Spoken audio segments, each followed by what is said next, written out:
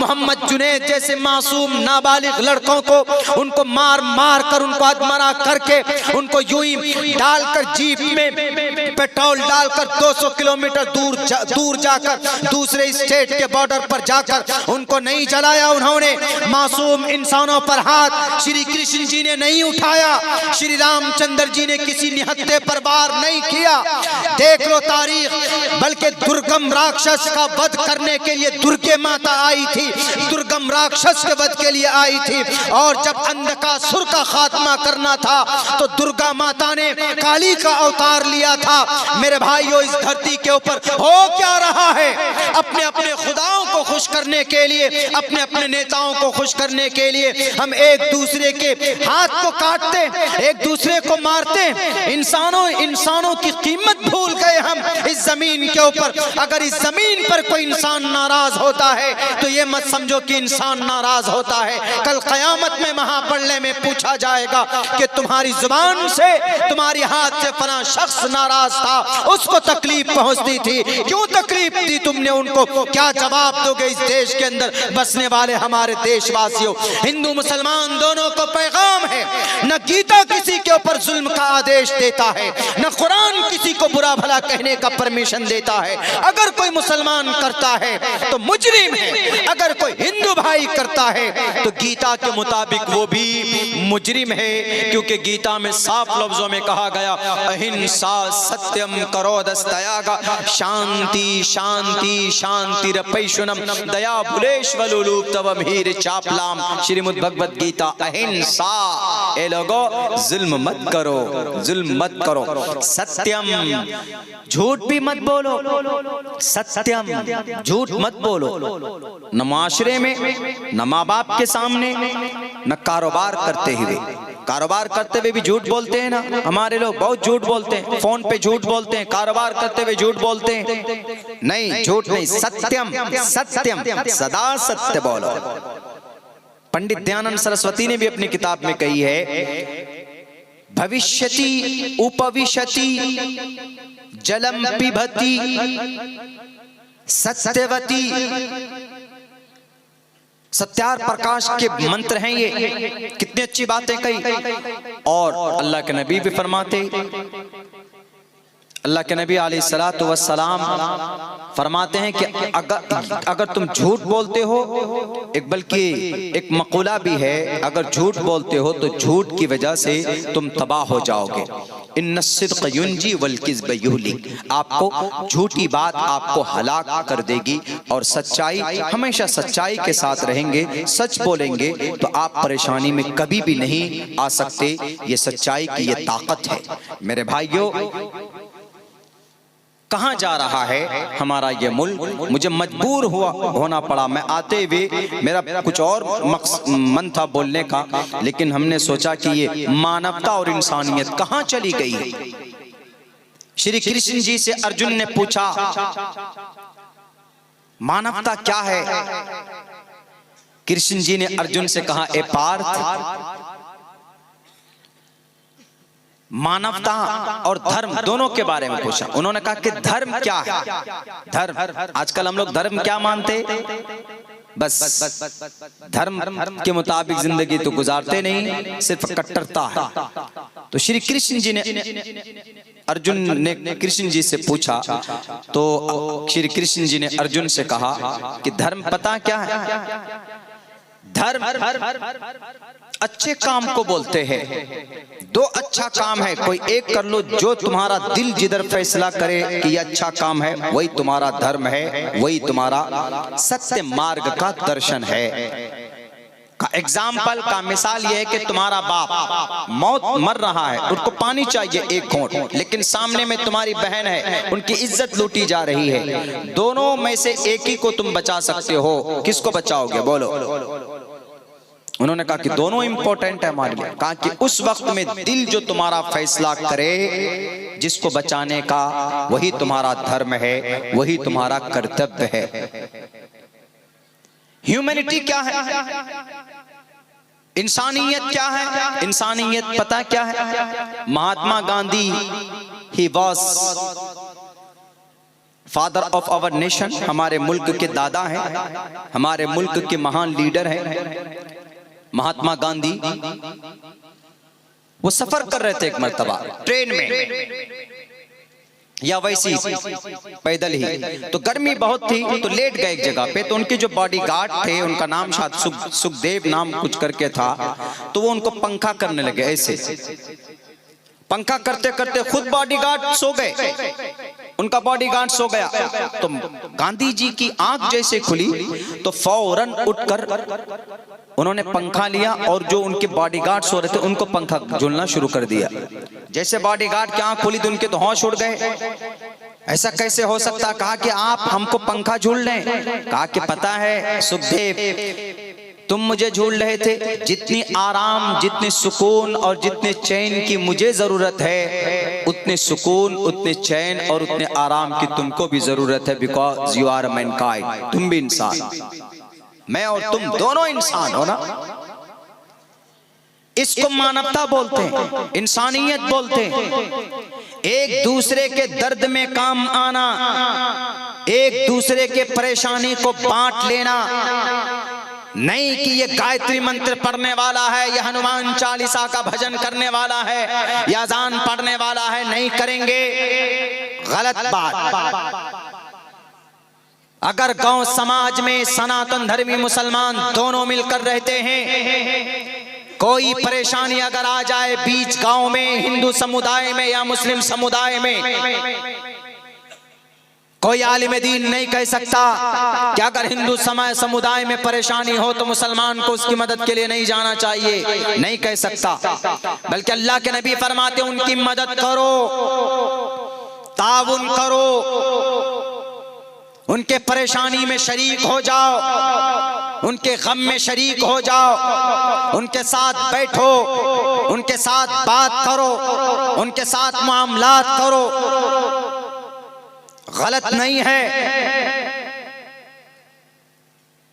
हम लोग भी मुजरिम, इतने मुजरिम जनाब ऐश की जिंदगी गुजारने लग गए।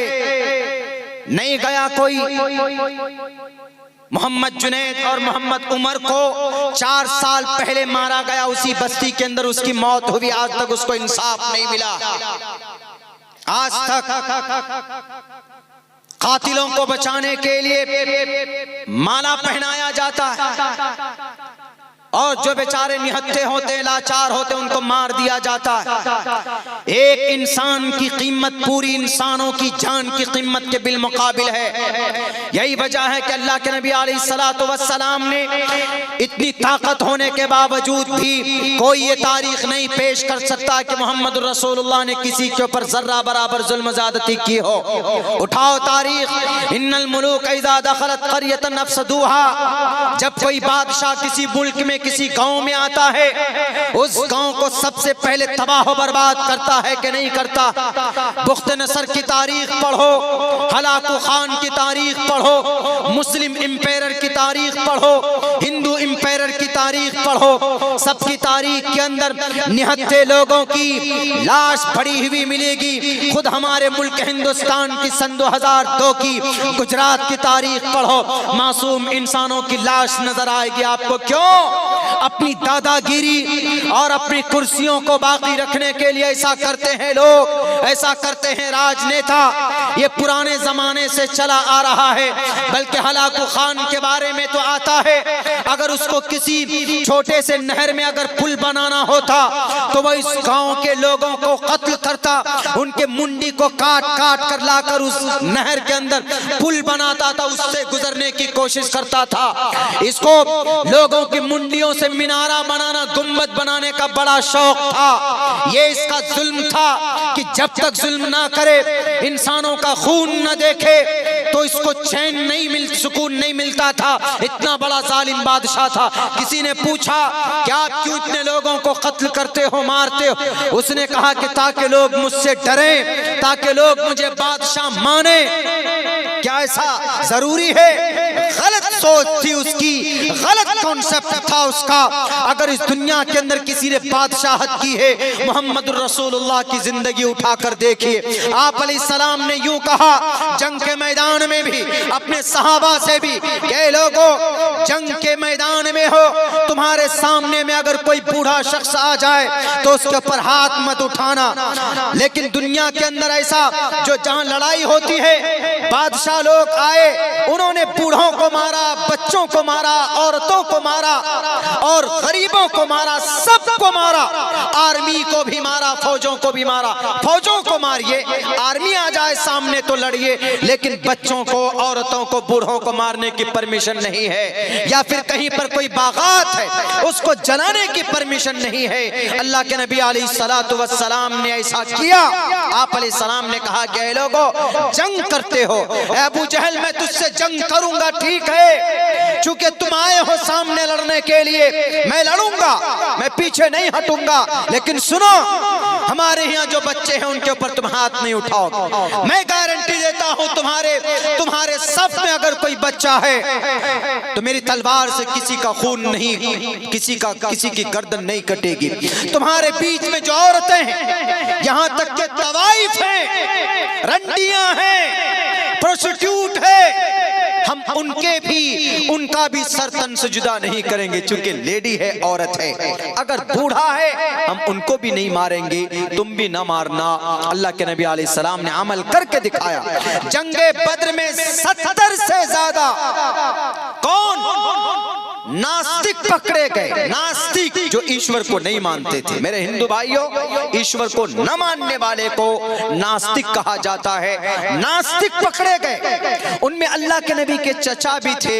आप अलैहिस्सलाम लेकर आए, सबके हाथ में हथकड़ी लगाकर आपने सबको मुनासिब जगह पे रखा, खाना खिलाया, कपड़े दिए और सबसे कहा कि तुम में से किसी के ऊपर जुल्म ज़्यादती नहीं होगी, लो फिदिया दो, टैक्स अदा कर दो, जाओ तुम लोग आज़ाद हो। और सबसे लेकर कुछ न कुछ मुआवजा सबको आज़ाद किया। लेकिन वहां पर आप अलैहिस्सलाम चाहते तो सबका कत्ल भी कर सकते थे, सबको मार भी सकते थे।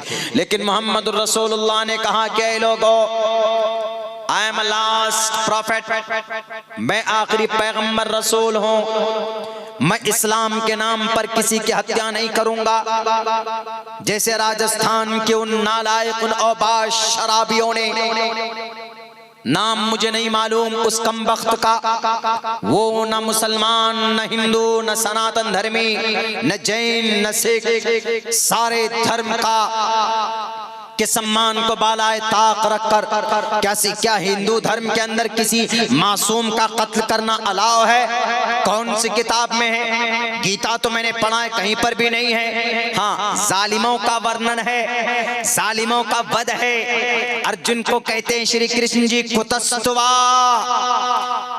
कश्मलिदम विश्मे समुपस्थितम अनार्य जुष्टम कीर्ति कर्म जुनः शुद्रो हृदय दौर बल्लियम।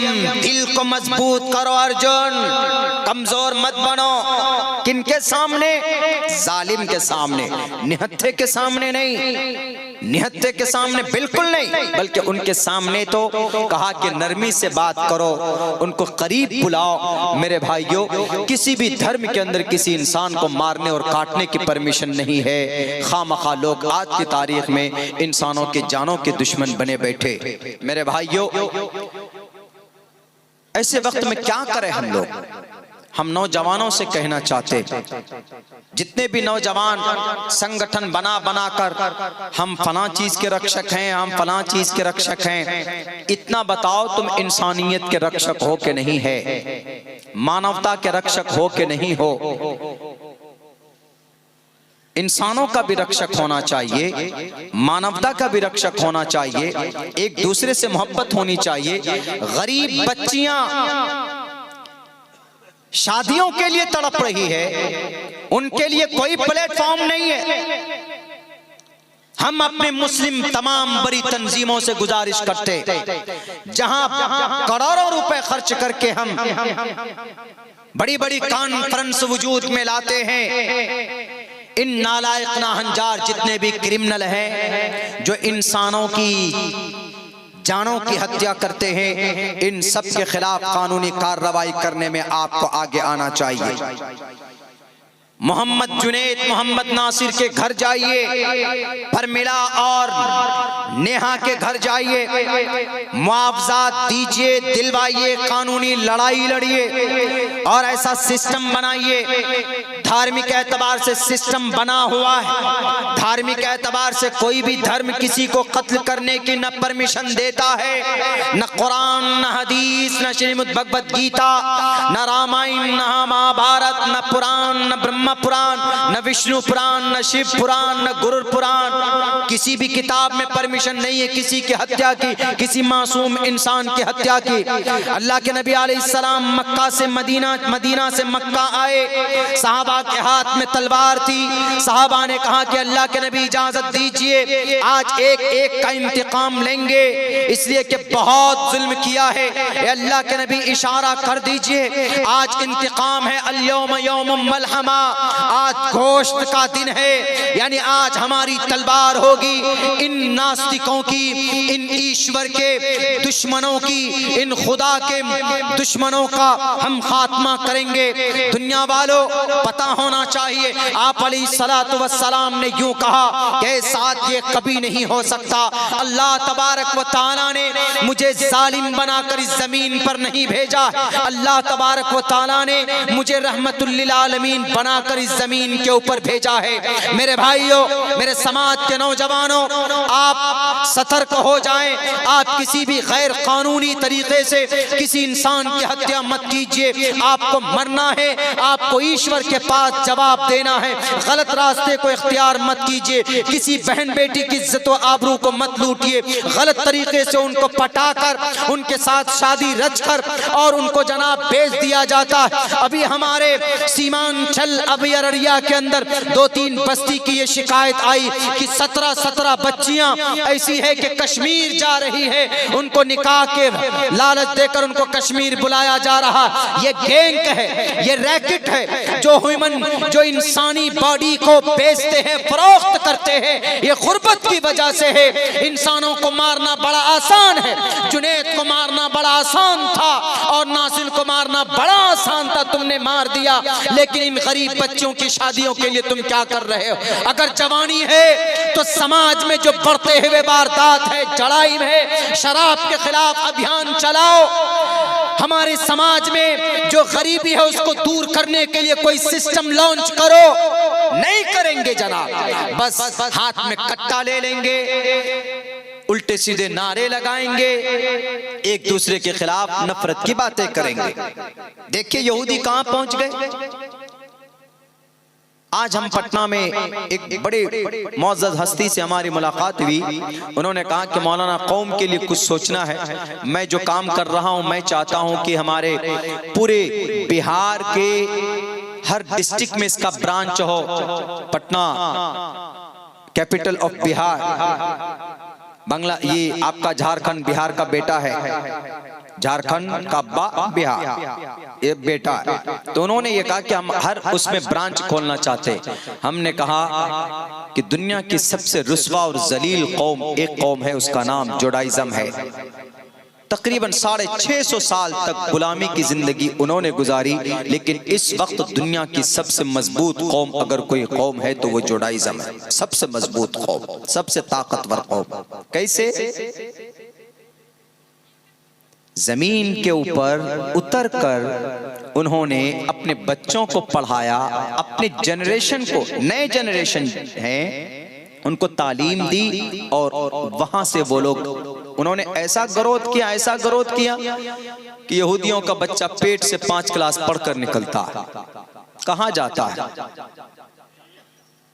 और हमारे हिंदुस्तान के बच्चे, सिर्फ मुस्लिम इस्लाम की बात नहीं कर रहा हूं, हमारे हिंदुस्तान के बच्चे, वो मोनू मनेसर, नाम याद आ गया, वो जुनैद और नासिर का कातिल, और वो बुलडोजर का जनाब ड्राइवर, बेवकूफ अंधा, जब सामने माता है, माते कौशल पको, सामने एक लेडी है, सामने एक माँ है, वो अपने घर को बचाने के लिए अपने आप को सामने लाकर खड़ा कर रही है। तो घर को ब्रेक लगाते, बुलडोजर रोक लेते, लेकिन नहीं, चला दिया उसके ऊपर। क्यों? जाहिल था। इंसानों की अहमियत, मानवता, कोई चीज उसके अंदर नहीं थी। अंग्रेज आज हमसे आगे हैं, हमारे मुल्क से आगे। 55 मर्तबा अमेरिका चांद पर जा चुका, हम कितने मर्तबा गए? हम यहाँ ये फैसला कर रहे हैं हमारा मुल्क क्या बनेगा, नहीं बनेगा, हमारा मुल्क हिंदू राष्ट्र बनेगा कि मुस्लिम राष्ट्र बनेगा। तुम क्या खाओगे, तुम क्या पियोगे, तुम कब सोओगे, तुम कौन सी चीज पहनोगे, इसी पर झगड़ा। शाहरुख खान ने कौन सा कपड़ा पहनाया पादुकोण को, इसी के पीछे लग जाते। अरे कौन सा भी कपड़ा पहनाया, नहीं पहनाया, क्या करोगे? वो कपड़ा पहना करके 1000 करोड़ कमा लिए उन्होंने 2 हफ्ते में, और तुम क्या, तुम लॉलीपॉप चूसते रह जाओ।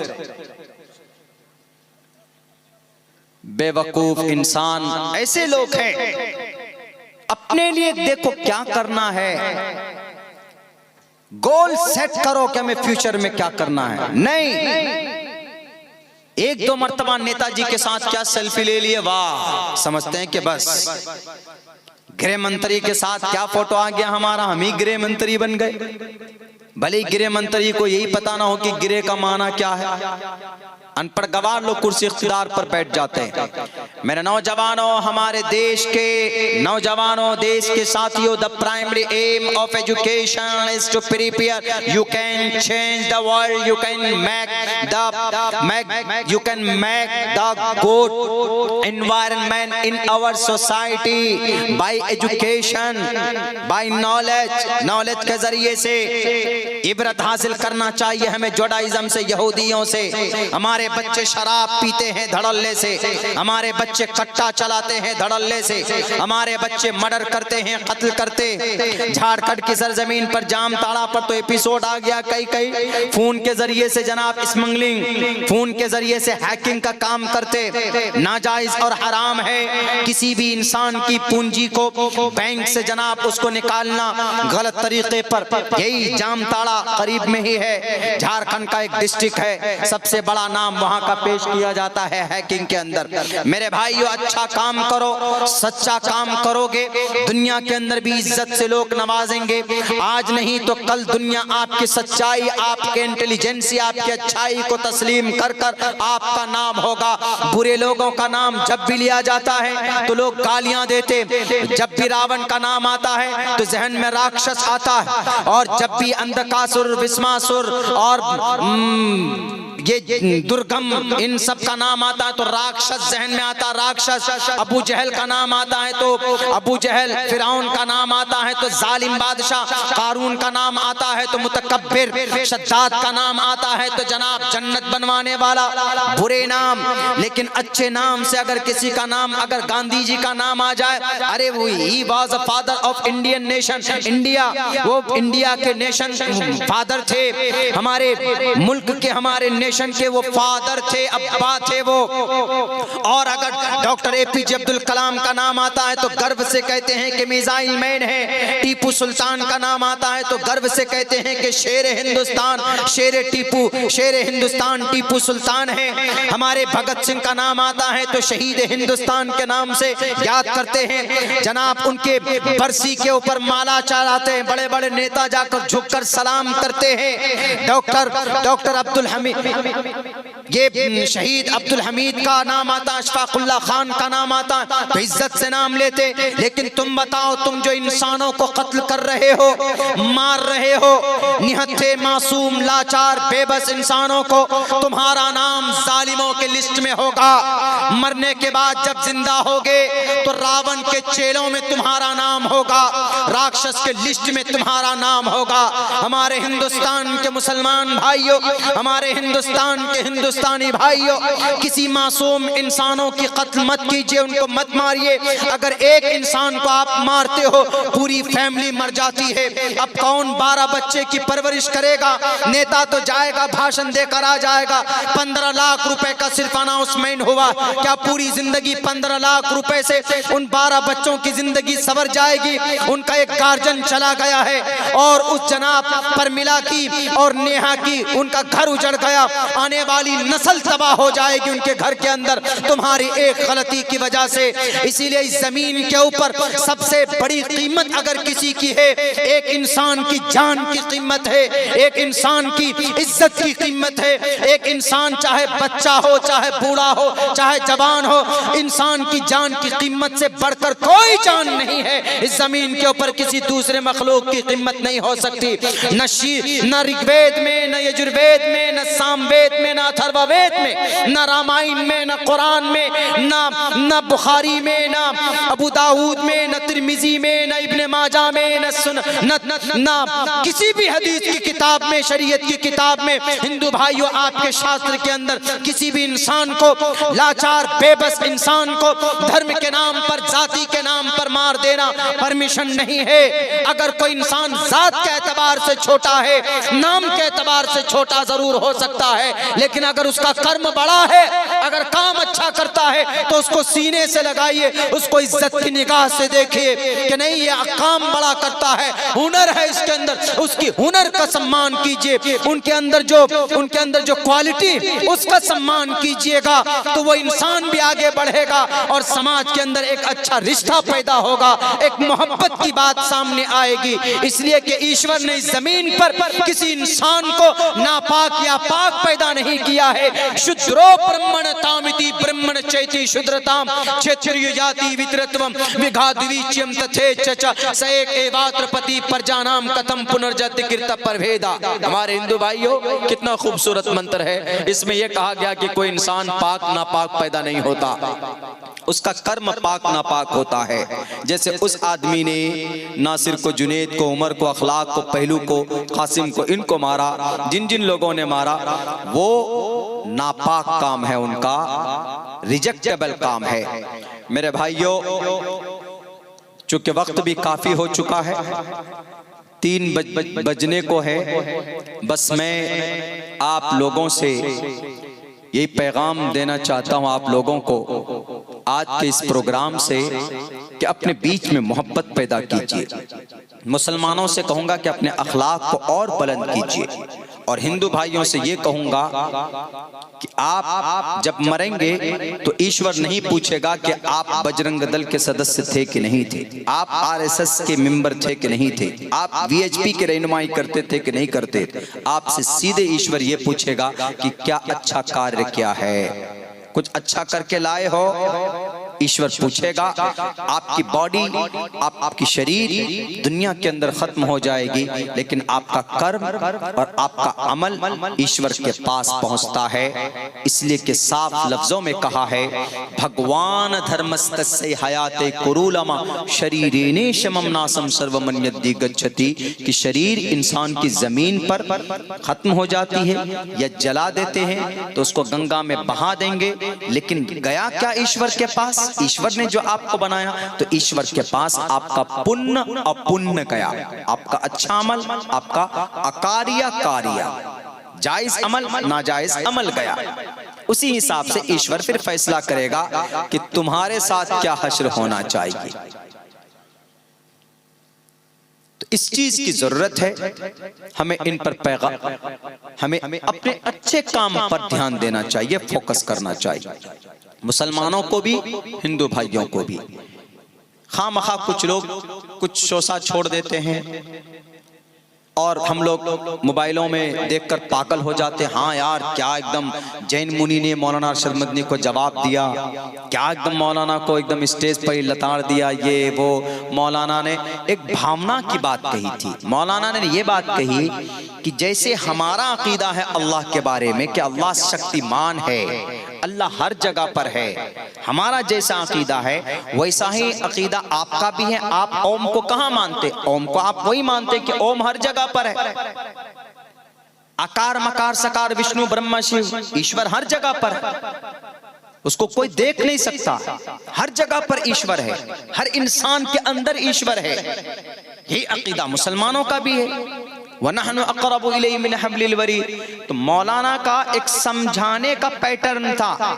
बहुत से लोग हमारे मुस्लिम में भी क्या वो काफिर टोपी दाढ़ी लगाकर मुसलमान नुमा काफिर गुस्ताखे रसूल अजीब अजीब तरह के एतराज़ात। अरे पागल, उन्होंने, अब हमारा ये मतलब नहीं है कि भाई हाँ मौलाना नगर ओम कहाँ है तो हम नमाज यूं पढ़ेंगे ओम एको देवा सर्वभूतेषु गुणा, इस तरह नहीं पढ़ेंगे हम। नमाज वैसी ही पढ़ेंगे जो नमाज की तरतीब है। सूरह फातिहा पढ़ेंगे, अल्लाह अकबर बोलेंगे। लेकिन अगर समझाने की बात आती है तो हम समझाते हैं जैसे हम अल्लाह अकबर बोलते हैं, हिंदू भाई बोलते हैं, उसी के अंदर देव महान, देव महान, हम अल्लाह अकबर बोलते हैं, वो देव महान बोलते हैं। मीनिंग के एतबार से दोनों सेम है। यही बात समझाने की कोशिश की थी मौलाना ने, लेकिन इसी के ऊपर जनाब बस एक हफ्ता के लिए खुराक मिल गया टीवी वालों को। बट डेली डेली थोड़ा थोड़ा मसाला डालते उस पे और लोगों के सामने पेश करते, लो जी सलाद खाओ डेली सुबह। देख करके हमारे दिमाग में बस अरे यार वही नफरत की बातें हैं। बस इतना समझ लीजिए हमारे सनातन धर्मी भाइयों, हम और आप एक ही माँ बाप की संतान है, बस इतना समझ लीजिए। अब वो कौन है, ओम है, आदम है, मनु है, क्या है, वो आप खुद मुताला कीजिए, आपको पता चल जाएगा। बस इतना है कि आप भी जिस माँ बाप के कोख से पैदा हुए उसी माँ बाप के कोख से मुसलमान भी पैदा हुए। बल्कि पूरी मानव जाति, जितने भी मानव हैं दुनिया के अंदर, जितने भी इंसान हैं, सब एक माँ बाप की संतान है, वहीं से चले। रास्ता अलग अलग हो गया, कोई अच्छा रास्ता ले लिया तो सही ढंग से पहुंच जाएगा, वो कोई गलत रास्ता ले लेगा तो फंस जाएगा। जैसे आज हम फंस गए 2 घंटा ट्रैफिक में, नहीं तो 9:30 बजे पहुंच जाते। हमारा दिल किया वहां पर बेगूसराय में कि हम इधर से निकलें नौगछिया होकर के, हमने कहा कि ये तो रास्ता देखा हुआ है, दूसरा नया रास्ता लेते हैं, मुंगेर वाला रास्ता। गए तो पता चला 1.25 घंटे के लिए ब्लॉक गाड़ी। कभी कभी हमारा डिसीजन गलत हो जाता है। तो वही है, ये जिंदगी का भी एक अमल का है कि भाई कुछ लोग गलत रास्ते पर चले जाते हैं, तो वही गलत रास्ते पर ना जाएं उसके लिए क्या है, उसके लिए हमारा